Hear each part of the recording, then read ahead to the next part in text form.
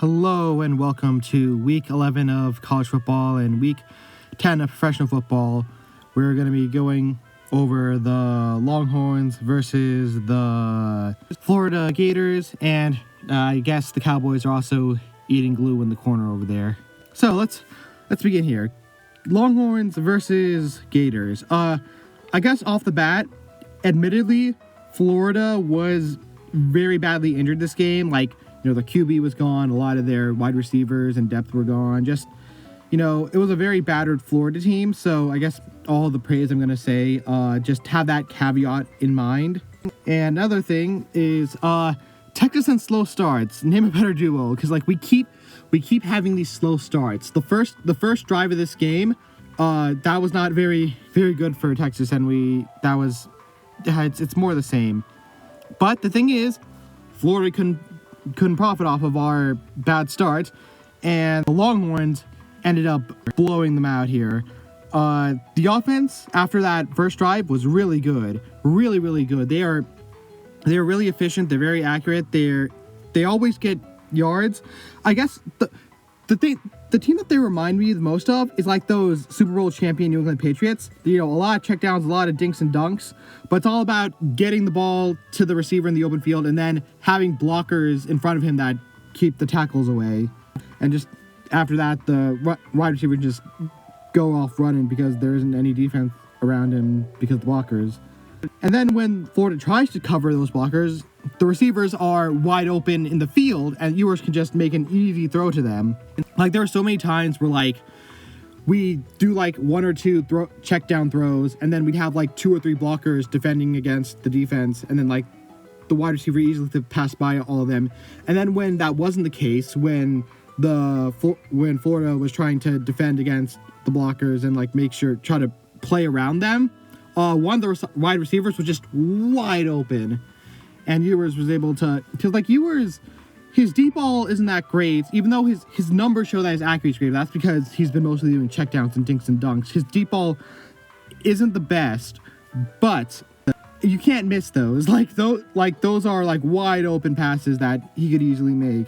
And on top of that, the defense, it was stout. It was great. They had 3 turnovers, and all 3 of them became points. We got 21 points off of turnovers alone. Just really great complementary football. Defense getting the stops, getting the turnovers that gave our offense short fields, and the offense doing their job and cashing in on the opportunities the defense give them, which I can't say about other teams, let me just say. Going on more so on the defense, those 2 of those turnovers were great teamwork plays, because 2 of them, it was a 2-person effort where one guy blocked the ball, and then it went flying up, and then the other guy catched it afterwards. So again, we're playing good football here. It was we were up 40-something at one point, 40-something-0 at one point. We started arch time, which is garbage time, but we have arch, so is it really garbage time on the third? And Florida did score some points after that, keeping their no shutout streak going, which I guess the small victories were them. But it was well over by then. At the end, it was 40-something, maybe 46-48 to 17.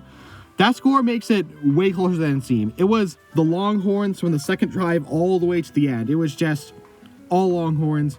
It was a fantastic performance by them.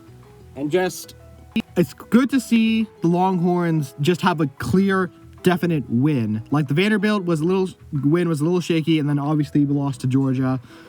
But it's nice to have that was a solid win. There was no way there was no hardcore caveats outside of, obviously the first drive still kind of stalling out, and he's accurate, but he's not that great at the deep ball. But like I said, just a good solid win. Our next match is against Arkansas in Fayetteville, and that's a little bit concerning because Arkansas is really tough. Tennessee can attest to that. But hopefully we have the week to prepare for that, get ready for that. So I don't want to say I'm confident because I don't want to jinx, so knock on wood here. The Longhorns can be able to get through Arkansas easily here. So yeah, that's Longhorns. Next up, I'm just going to talk about the rest of college football. Georgia, Ole Miss. Georgia, what happened? That was, well, at least our pathway to the SEC might be a little clearer, but wow, Georgia, that's very concerning. And like, I can't believe Georgia's making me wish for, well, is making Georgia fans wish for Stetson Bennett back, but yeah, just not a very good performance by Beck, not a very good performance by the Bulldogs. Ole Miss, not to be trifled with. I mean, I'm not sure if they have a shot at the playoffs. I don't think they do, but you know, they definitely are a good team. They're a good team. The next thing I want to talk about, there was 3 big primetime games that happened this week. I don't know how that happened, but like we had Alabama versus LSU, Notre Dame, Florida State, and then Penn State whiteout game against Washington. So, you know, 3 huge, massive primetime games. And all of them were blowouts. All of them. Alabama blew out LSU. Notre Dame blew out Florida State. Penn State blew out Washington. Just really disappointing for what should have been a really hyped slate. But what can you do? Yeah, Alabama seems to be back on a roll here.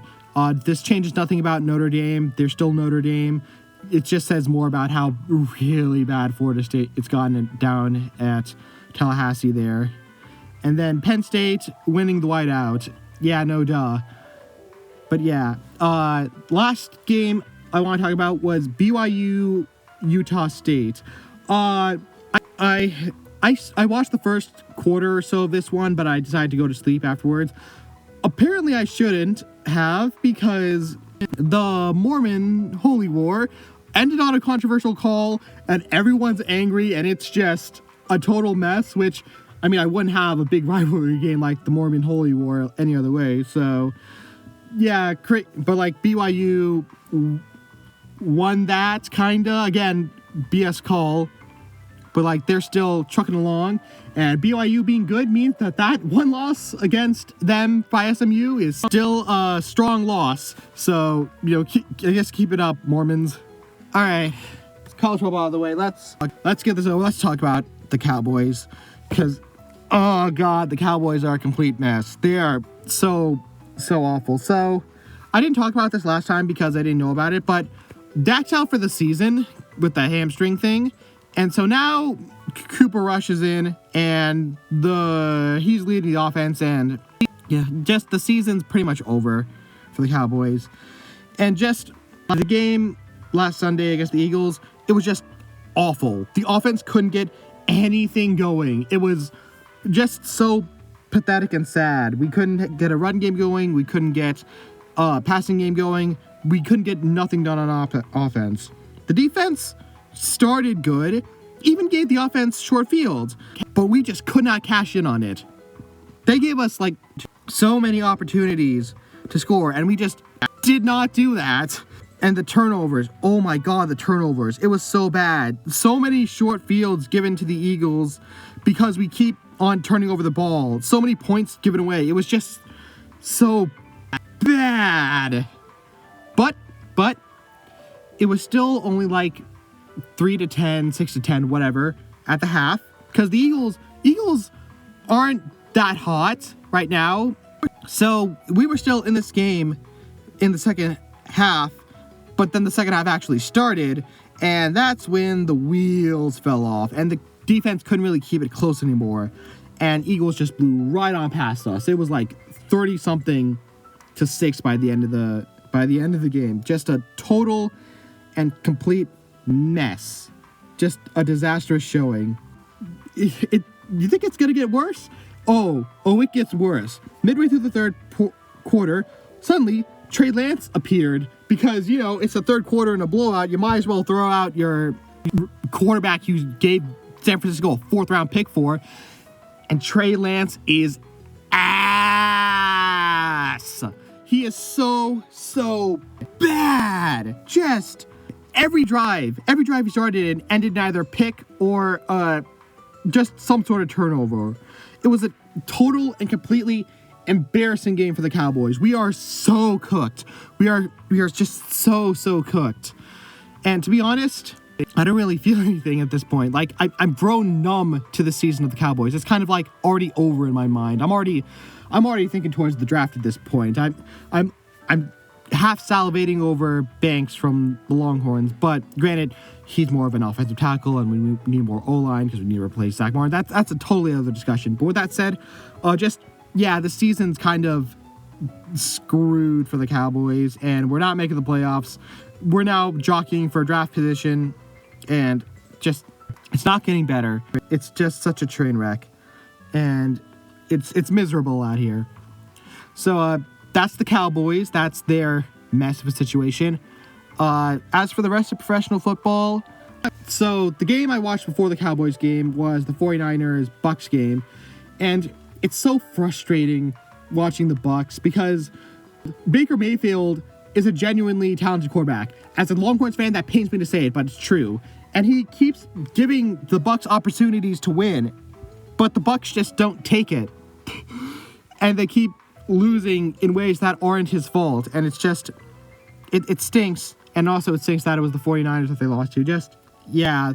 I still feel good about the Bucks, but the NFC South is kind of slipping away from them. So, yeah, it stinks. The other big game I watched was Lions-Texans, and that was an awesome game. That was a fantastic game. Definitely worth the primetime slot.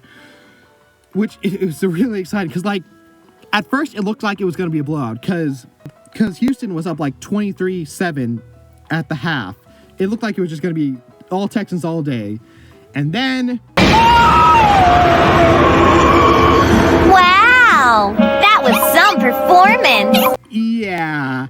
How do you blow a 23-7 lead in the second half? That was just... What a performance by the Lions. What a comeback by the Lions. That's real grit, real hard-nosed football. Just never giving up, never backing down. And they ended up squeaking by with the win. The Lions, they're really good. They're really, really good. I don't want to say much more than that because I don't want to jinx them, but just Lions are the team to compete against in the NFC. Just really, really, they are a tough team. And outside of those two games, I didn't really watch anything else. The only thing I really want to comment on is the Broncos-Chiefs game. I didn't watch it, but I heard about the ending of it. And like I keep saying, the Chiefs are the main characters. They really are. Broncos had that game on a chip shot field goal and it's blocked. How is that not main character energy for the Chiefs? How is that not? So, yeah, like I said, Chiefs, main character. They're the team to beat if you want to win the Super Bowl. No ifs, ands, or buts. And yeah, so that's